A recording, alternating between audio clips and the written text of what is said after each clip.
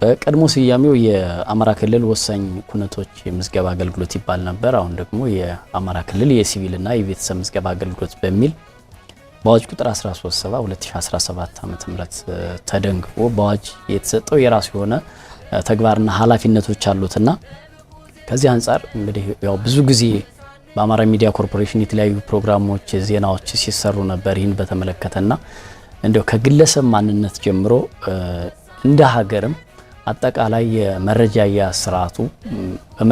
ስርዓቱ ላይ የወሳኝ ኩነት የሚኖረው ፋይዳ ምንድነው?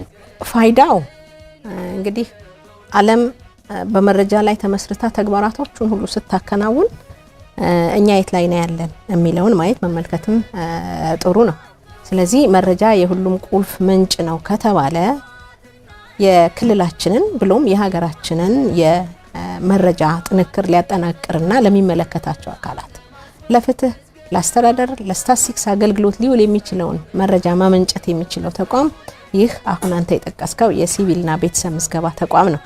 ወደ ፋይዳው ስንመጣ ማንኛውም ነገር የሚከናወነው ከፌደራል ጀምሮ እስከ ታች ድረስ ያሉት ተግባራቶች የሚከናወኑት በእቅድ ነው። እቅድ ለማቀድ ደግሞ መረጃ ያስፈልጋል። ተግባራቶች የሚከናወኑት ያው ለሰው ነው፣ ለማህበረሰቡ ነው። በአንድ አካባቢ ምን ያህል ማህበረሰብ አለ? ምን ያህል በጀት ልበጅትለት እችላለሁ? ምን ያህል ለተማሪዎች ትምህርት ቤት ማዘጋጀት እችላለሁ? ምን ያህል እዛ አካባቢ ላለው ማህበረሰብ የጤና ተቋም መገንባት እችላለሁ? ኢቭን ምን ያህል አርሶ አደር እዛ አካባቢ አለ? ምን ያህል ማዳበሪያ ለክረምት ያስፈልገዋል?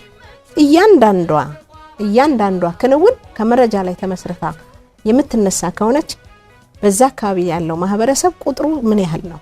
ማን ነው ያለው?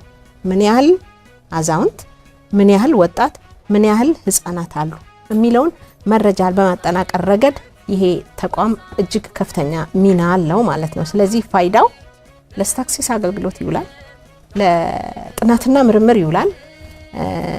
አንተ ለጠቀስካቸው ወይም ደግሞ ለፍትህ፣ ለአስተዳደር አገልግሎት ይውላል። አብነት መጥቀስ ይቻላል። አሁን ለምሳሌ በቅርቡ ካየነው ክንውን ብንነሳ የከተማ አስተዳደራችን የባህር ዳር ከተማ አስተዳደር ለነዋሪዎቹ የቤት መስሪያ ቦታ እሰጣለሁ አለ። ተጋቢዎች ነን አሉ። ተጋቢነታችሁን ማስረጃ አምጡ ሲባሉ የትም አልሄዱም፣ እኛ ጋር ነው የሚመጡት። ህጋዊ ተቋም ነው።